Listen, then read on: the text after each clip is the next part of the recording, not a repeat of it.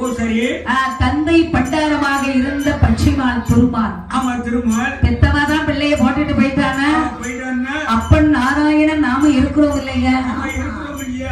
நான் இருக்கும்போது என் பிள்ளைகள் நானிலத்துல தனியா இருக்கக்கூடாது. அம்மா இல்ல நாங்க அப்ப பிள்ளைய வளர்ப்பேன், கண்டிப்பா வளர்க்கணும் அப்படின்னு சொல்லி வந்து